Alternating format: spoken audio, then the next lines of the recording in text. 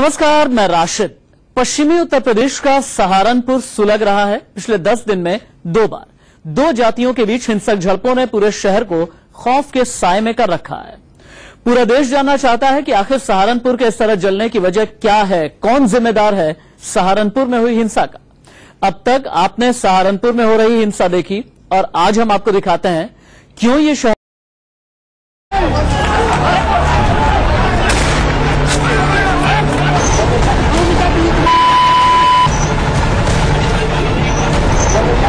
आज हम पश्चिमी उत्तर प्रदेश के सहारनपुर में हैं। सहारनपुर में पिछले 10 दिनों से तनाव है, क्योंकि 5 मई और 9 मई ये 2 ऐसे दिन हैं जब यहाँ पर जमकर हिंसक झड़पें हुई। पुलिस चौकी को आग के हवाले कर दिया गया, कई गाड़ियों को जला दिया गया, कई घरों को जला दिया गया, पत्थरबाजी हुई। आखिर ये पत्थरबाजी हुई कहा जा रहा है कि जातीय हिंसा हो रही है, क्योंकि एक शोभा यात्रा निकालनी थी और दूसरी जाति को इस पर आपत्ति थी। इसको लेकर ये हिंसा शुरू हुई और ये हिंसा ने इस कदर आग पकड़ा कि 2 दिन तक यहाँ सहारनपुर में हर तरफ पुलिस बल तैनात है। आज भी सहारनपुर में कई जगहों पर पुलिस बल तैनात है, हर जगह पुलिस देखने को मिल रही है। आखिर ऐसा हुआ क्यों और क्या कर रही है पुलिस अब इस पूरे मामले में, ये जानने के लिए हम मौजूद हैं सहारनपुर में।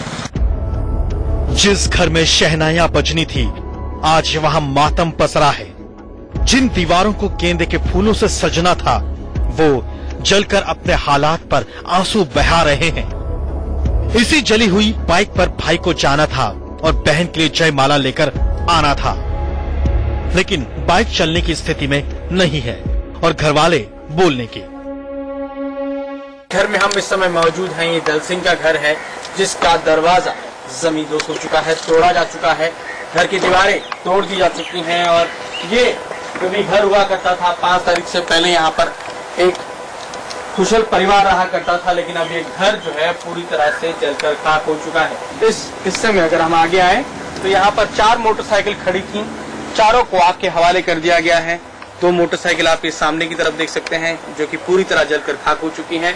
वहीं दूसरी तरफ, इस तरफ भी अगर आप नजर डालें तो यहाँ पर भी मोटरसाइकिल खड़ी थी, जिसे आग के हवाले कर दिया गया है।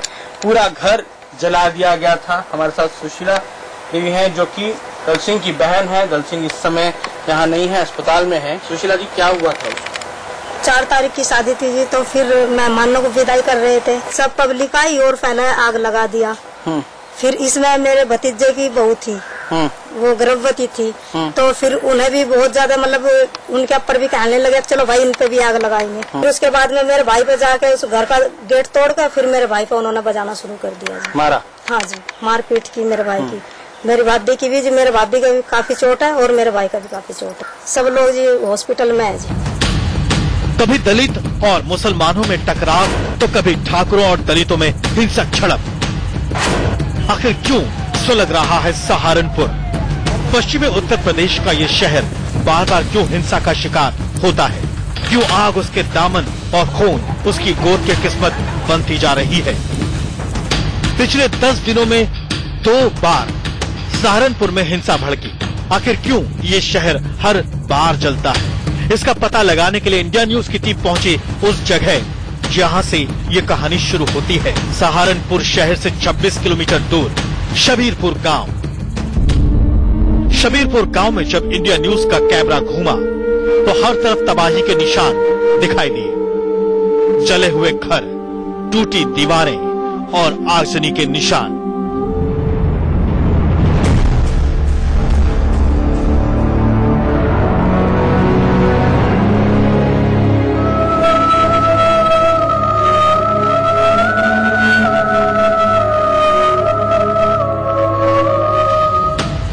इसी शबीरपुर गांव में 5 मई को महाराणा प्रताप की शोभा यात्रा के दौरान जमकर हिंसा हुई। गांव में ज्यादातर मकान दलितों के थे और महाराणा प्रताप की शोभा यात्रा निकाल रहे राजपूतों और दलितों के बीच गांव से निकल रही यात्रा को लेकर हिंसक झड़प हुई थी।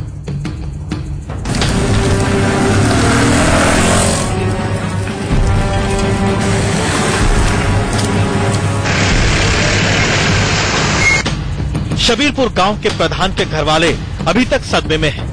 आगजनी और झड़प में उनके बेटे को चोट आई और अभी तक प्रधान की पत्नी को पता भी नहीं है कि पति और बेटे हैं कहाँ।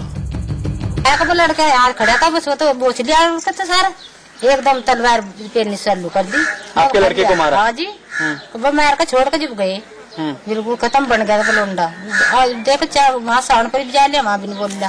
फिर आप गई वहाँ थोड़ी कर ले गए होंगे, वहाँ बोल रहा होगा बिल्कुल खत्म। आप नहीं मिली उसके बाद से अपने बेटे से? ना जी, मुझे कोई ले नहीं गया, मैं तो बावड़ी ही पड़ी दिन ही जी। मेरा आदमी यहाँ कोई है ही नहीं घर पर, मैं क्या कर रही यहाँ दिन की पड़ी, मतलब बीमार। उस दिन से आप अकेली हैं यहाँ? हाँ जी, अकेली मतलब। और आपके पति कहाँ हैं, आपको नहीं पता? पति नहीं दन का जा रहा लोंडे को, वहीं पैसे किसी के रिश्तेदारों में अपने पैसे दिल्ली करता होगा, अपने को देखता होगा लड़के को। गांव में कई घरों में आग लगाई गई। गांव के लोगों ने कहा न सिर्फ उनके घर पर हमला किया गया, बल्कि गांव में संत रविदास जी का मंदिर है, उसमें भी तोड़फोड़ की गई। मौजूद हैं शब्बीरपुर गांव के अंदर बने संत गुरु रविदास मंदिर में, जहां पर यहाँ के लोगों का कहना है कि जब 5 तारीख को शोभा यात्रा के बाद जो कुछ हुआ यहाँ पर, जिस तरह से आगजनी हुई और लोगों के साथ यहाँ मारपीट हुई, उसके बाद यहाँ पर तोड़फोड़ की गई। मंदिर के अंदर जो संत गुरु रविदास की प्रतिमा है उसके चारों तरफ शीशा लगा था, उसे तोड़ा गया। उसके अलावा आसपास भी यहाँ तोड़फोड़ की गई है। ये जो गेट है जहाँ से लोग अंदर आते हैं, ये गेट बंद था, इसे गेट को तोड़कर अंदर घुसने की कोशिश की गई है। ये आप देख सकते हैं, गेट टूटा हुआ है। ये दूसरा गेट है जो पूरी तरह से टूट चुका है और यहाँ पर है। साथ ही साथ यहाँ पर दीवार भी जो बन रही थी, इसकी बाउंड्री है, उसको भी तोड़ा गया है। टूटा हुआ हिस्सा जिस दिन यहाँ पर 5 तारीख को तोड़फोड़ हुई, मारपीट, लोगों को मारा गया, घर जलाए गए, उसी दिन की सारी कहानी है। और लोगों के मुताबिक इस मंदिर को भी नुकसान पहुंचाया गया और यहाँ पर ये सब कुछ हो रहा था और लोगों का कहना है कि वो पुलिस से मदद मांग रहे थे, लेकिन उस दौरान पुलिस यहाँ नहीं पहुंची। हालांकि उस दिन के बाद से यहाँ पर इस मंदिर के प्रांगण में और पूरे गांव में पुलिस बल की तैनाती कर दी गई है। इस समय भी आप देख सकते हैं पुलिस बल तैनात है, मंदिर के अंदर भी है और गांव में भी कई जगहों पर पुलिस तैनात है। ये सारा बवाल शुरू हुआ क्यों? आखिर क्यों एक कहासुनी हिंसा में तब्दील हो गई? जब इंडिया न्यूज ने इस पक्ष की तहकीकात शुरू की तो जो तथ्य सामने आए वो एक सोची समझी साजिश का इशारा कर रहे थे। पुलिस के मुताबिक महाराणा प्रताप की शोभा यात्रा और एक समारोह शब्बीरपुर गांव से 5 किलोमीटर दूर एक गांव में होना था, जिसके लिए बाकायदा परमिशन ली गई थी। कुछ लोग शब्बीरपुर गांव से इस यात्रा में शामिल होने के लिए वहां से डीजे के साथ जा रहे, तभी दोनों पक्षों में कहासुनी हुई और बात आगजनी तक पहुंच गई। शब्बीरपुर गांव से लोग उस गांव में शोभा यात्रा में शामिल होने जा रहे थे। वह अपना व्यक्तिगत निजी डीजे लेकर वहां से निकलने का प्रयास किया और उसी क्रम में उस गांव के दूसरे पक्ष के द्वारा, जो कि गांव का प्रधान भी था, उसने आपत्ति की। उन दोनों पक्षों में पहले से जो रस्साकसी चल रही थी, वर्चस्व की एक लड़ाई चल रही थी, उसको लेकर के प्रधान ने रोका और उस रोकने के क्रम में विवाद हुआ, जिसके क्रम में पथराव हुआ। पथराव के क्रम में बाद में एक आदमी घायल हुआ था और कालांतर में इसकी डेथ हुई थी। 5 मई को लगी आग अभी बुझी भी नहीं थी कि 9 मई को फिर से आग भड़क गई। सहारनपुर से महज 5 किलोमीटर दूर रामनगर गांव में जो हुआ वो दहला देने वाला था। पुलिस पोस्ट तक को उपद्रवियों ने छोड़ा नहीं और उसे भी आग के हवाले कर दिया, जिसके बाद पूरे इलाके में तनाव और बढ़ गया। इस समय हम मौजूद हैं सहारनपुर के कोतवाली देहात के बाहर। ये चौकी है, ये भी रामनगर में आती है। रामनगर महज कुछ ही दूर है सहारनपुर शहर से। यहाँ पर 9 तारीख को जो लोग सभा में शामिल होने गए थे और सभा नहीं हो पाई, उसका गुस्सा उन्होंने यहाँ पर गाड़ियों पर निकाला और पुलिस चौकी जो है यहाँ पर आप ये देख सकते हैं, पुलिस चौकी है यहाँ पर, इसको भी आग के हवाले कर दिया था। फिलहाल पुलिस चौकी का रंगरोगन हो रहा है, उसे ठीक किया जा रहा है, दोबारा से पुताई हो रही है, लेकिन पुलिस चौकी के अंदर जो उस दिन सामान मौजूद था वो इस समय बाहर है और आप देख सकते हैं वो किस तरह से जलाया गया था, उसे आग के हवाले कर दिया गया था। कुछ भी सामान यहाँ बचा नहीं है। ये पंखे आप देखिए तो ये सब कुछ प्लास्टिक जो है वो जल चुका है। जो यहाँ पर पुलिस के इक्विपमेंट्स थे वो भी आग के हवाले कर दिए गए थे। पुलिस वालों को भी निशाना बनाया गया था, लेकिन सिर्फ पुलिस चौकी को ही निशाना नहीं बनाया गया, यहाँ कुछ और भी था जिसे जलाया गया है। आपको दिखाते हैं, आइए। ये बाइक उस दौरान पुलिस चौकी के बाहर थी, जो इस समय बची हुई हालत में आप देख रहे हैं, ये जलने के बाद बचा हुआ अवशेष है इस बाइक का। और ये जो तमाम फाइलें आप देख रहे हैं जो कि जलकर राख हो चुकी हैं, और कुछ फाइलें बची हुई हैं जो थोड़ी बहुत जली हुई हैं, उन्हें आपको दिखाने की कोशिश करता हूँ। ये जो है ये पुलिस की डायरी होती है जिसमें पुलिस एंट्री करती है, तमाम एंट्री होती हैं। इस सब को जला दिया गया। तमाम पुलिस के दस्तावेज जो हैं वो तमाम चीजें यहाँ पर हैं, टेबल कुर्सी तमाम चीजों को उस दिन जला के राख कर दिया गया। इस पुलिस चौकी को पूरी तरह से आग के हवाले कर दिया गया, सिर्फ इस गुस्से में कि वहाँ महापंचायत नहीं होने दी गई, वहाँ सभा होने नहीं दी गई। सहारनपुर के हिंसा में पहली बार भीम आर्मी का नाम आया। 9 मई को हुई हिंसा के लिए यही आर्मी जिम्मेदार थी। भीम आर्मी ने ही 9 मई को शहर के गांधी पार्क में सभा बुलाई, जिसकी अनुमति प्रशासन से नहीं ली गई। पुलिस को भनक लगी तो मौके पर पहुंची और वहां से शुरू हुआ एक नया बवाल। एक महापंचायत कराने का प्रयास था जिसको पुलिस ने विफल कर दिया। सिटी में महापंचायत करना चाह रहे थे, जिसके लिए न तो इन्होंने परमिशन अप्लाई की थी और न ही किसी स्तर पर संपर्क किया था। पुलिस को जब इसकी भनक लगी तो पुलिस ने इसे समय रहते ही विफल किया। उसके पश्चात उन लोगों ने सिटी से सटे हुए जो 4-6 किलोमीटर के दायरे में जात विशेष के बाहुल्य वाले गांव थे, वहां पर उन गांव में अपने घरों के सामने वाली रोड पर बैठकर अपने उपली कंडों में तोड़फोड़ करके उनमें आगजनी करके वहां पर जाम किया और पुलिस के पहुंचने पर वहां पर पथराव भी किया। इस बात के बाद इस दलित महापंचायत के लिए आए लोग सहारनपुर के गांधी मैदान से भाग गए, लेकिन ये शहर से 5 किलोमीटर दूर रामनगर में जमा हुए और फिर वहां जमकर हंगामा किया। इस दौरान कई पुलिस वालों को चोट आई और कई गाड़ियों को आग के हवाले कर दिया गया। 9 तारीख की घटना थी, इसमें पुलिसकर्मियों को चोटें आई हैं और पत्रकारों को चोटें आई हैं। कोई नहीं घायल हुए हैं, क्योंकि ये एक ऐसा मॉब था, भीड़ था। अपने घरों में महिलाओं और बच्चों को आगे करके लोगों ने छतों पर बैठ करके ईंट पत्थर फेंके। जो भीम आर्मी इतने बड़े बवाल का कारण बनी, उसके बारे में पुलिस को ज्यादा कुछ मालूम नहीं था। 9 मई की घटना के बाद जब पुलिस इस बात को पता करने में लगी कि कौन है ये भीम आर्मी और क्या है इसका मकसद और कौन है इसके पीछे, लेकिन घटना के इतने दिनों बाद भी पुलिस के हाथ खाली हैं।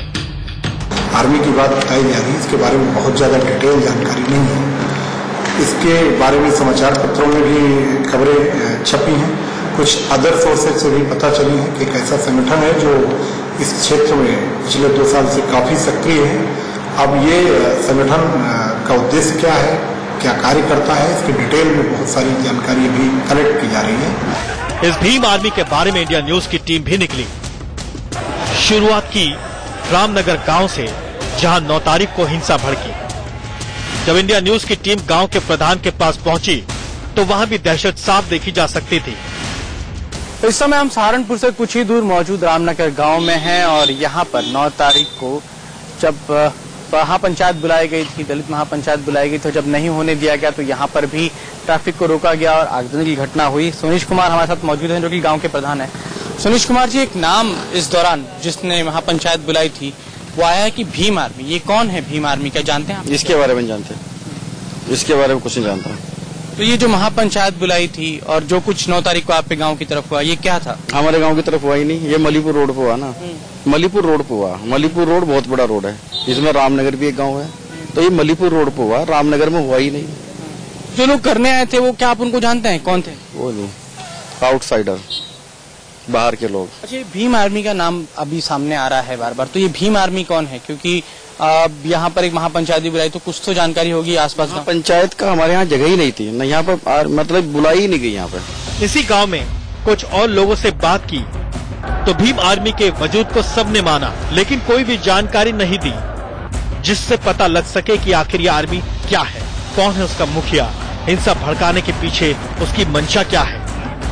तो ये भीम आर्मी कब शुरू हुई, किसने शुरू की, क्या कुछ जान? इसका कोई नहीं पता जी, कब चालू है कब नहीं। ये तो ऐसा है जी, देखो हमारा दलित समाज है, इसको कोई कुछ भी कहो, कैसे इसको हाँक लो, जितने मर्जी अत्याचार पहले से होते आ रहे हैं इन पे। इस भीम आर्मी की मालूमात हासिल करने के लिए हम सहारनपुर के वरिष्ठ पत्रकार वीरेंद्र आजम के पास पहुंचे तो उन्होंने भी बताया कि इस भीम आर्मी के बारे में 9 मई से पहले उन्होंने भी नहीं सुना था।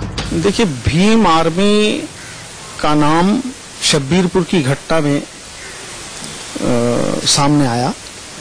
इससे पहले एक आध बार किसी कार्यक्रम के आयोजन को लेकर के भीम आर्मी की 7 सहारनपुर के 9 स्थानों पर 10 स्थानों पर उमड़े हुए दिखाई दिए। वो केवल किसी जातीय आधार पर नहीं हो सकते, निश्चित रूप से उसके पीछे कहीं ना कहीं कोई राजनीतिक शक्ति जरूर है। लेकिन उनका मानना है ये जो कुछ भी है इस भीम आर्मी को राजनीतिक बैकिंग है। इस घटना में भले ही कोई ज्यादा ना बोले, किसी को कुछ ना पता हो, लेकिन इसमें राजनीति की बू जरूर आती है, क्योंकि यहाँ दलित बड़ी संख्या में है। पिछले कुछ चुनाव में यहाँ वोट बैंक अलग वोट देने लगा है। इसलिए यहाँ के पत्रकार वीरेंद्र आजम को लगता है कि ऐसा संगठन बिना किसी राजनीतिक समर्थन के काम नहीं कर सकता। राजनीतिक बेस के आधार पर ही ये संगठन चल रहा है। अब उसको शक्ति कौन दे रहा है, उसकी ताकत क्या है, उसके लीडर कौन है, ये जांच का विषय है। इसके बाद हम पहुंचे इस इलाके के सांसद राघव लखनपाल के पास, लेकिन उन्हें भी इसके बारे में कुछ नहीं पता, बस कभी नाम सुना था। नाम जरूर सुना है, लेकिन पूर्ण रूप से हमारे पास जानकारी नहीं है। कुछ लोगों द्वारा उनका नाम लिया गया है और घटना से जोड़ीगेट कर रही है और उसको दिखा रही है, लेकिन पूर्ण जानकारी हमारे पास है नहीं। 5 तारीख को शब्बीरपुर गांव में जो कुछ हुआ, उसके बाद 9 तारीख को एक पंचायत बुलाई गई थी सहारनपुर में, और इस सहारनपुर की पंचायत के पीछे एक नाम सामने आया, भीम आर्मी। लेकिन ये भीम आर्मी आखिर किसकी है, कौन चलाता है और कौन है जिसने ये पंचायत के लिए आवेदन दिया था प्रशासन के पास और लोगों को बुलाया था? इसके बारे में जब हमने पता करने की कोशिश की तो बस इतना ही पता चल पाया कि एक भीम आर्मी के जरिए लोगों को सूचना तो थी, लोगों ने सुना तो था भीम आर्मी के बारे में, लेकिन ज्यादा जानकारी किसी के पास नहीं है कि आखिरकार ये भीम आर्मी कौन चलाता है और कौन है इसका अध्यक्ष और कहां है इसका दफ्तर। पुलिस फिलहाल इस संगठन के बारे में ज्यादा कुछ नहीं बता पाई, लेकिन ये पता चला है कि इस मोडस ऑपरेंडी यानी इस घटना को अंजाम देने के लिए सोशल मीडिया का इस्तेमाल हो रहा है। इसलिए पुलिस ने साइबर एक्ट के तहत भी मामला दर्ज किया है। जहाँ तक महापंचायत शब्द का सवाल है, ये हम लोगों ने सोशल मीडिया और व्हाट्सएप ग्रुप मैसेज में इसको चेक किया और उसमें इस प्रकार के मैसेज वायरल हो रहे थे कि एक जात विशेष की महापंचायत सहारनपुर शहर में आहूत की गई है और उस महापंचायत का उद्देश्य वहाँ पर महापंचायत करके वहाँ से शब्बीरपुर पर हमला करना है। पुलिस इस भीम आर्मी के बारे में और पता लगाने की कोशिश कर रही है। वहीं इस बात को भी पता करने में जुटी है कि कहीं 5 मई को ही हिंसा में इस भीम आर्मी का तो हाथ नहीं। फिलहाल सहारनपुर का पूरा प्रशासन जिले में फैले तनाव को कम करने में जुटा है। पुलिस को निर्देश किया गया है कि वो चिन्हित करके जो दोषी लोग हैं जिन्होंने भड़काया है उनके विरुद्ध सख्त कार्रवाई करें। और साथ ही जो एज जिलाधिकारी मेरा जो बृहत्तर भूमिका जो मेरी है वो ये है कि समाज के विभिन्न धड़ों के मध्य सामंजस्य स्थापित करने का एक बहुत ही बृहद कैंपेन वो हमने शुरू कर दिया है। तनाव पैदा करने वाले सिर्फ 10.001% लोग होते हैं, उनको चिन्हित करना, पुलिस कार्रवाई, साथ ही समाज भी उसको चिन्हित करे ताकि उनकी बातों को अनावश्यक रूप से इज्जत न दे। ये मेरा प्रयास। सहारनपुर जल रहा है तो इसके पीछे पुलिस की नाकामी तो है ही, राजनीति भी गहरी है। निकाय चुनाव को ध्यान में रखते हुए ये पूरा मामला दलित वोट बैंक को अपने साथ जोड़ने और दलितों और अगड़ों के बीच खाई पैदा कर राजनीतिक रोटी सेकने का भी है। और जब तक ये सिलसिला चलेगा इस प्रदेश में, इस देश में कोई ना कोई सहारनपुर जलता ही रहेगा।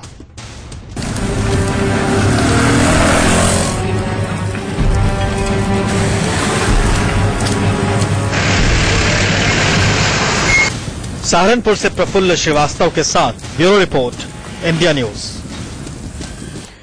सहारनपुर से ये चुपती हुई रिपोर्ट आप देख रहे थे, एक्सक्लूसिव रिपोर्ट इंडिया न्यूज की आपने देखी।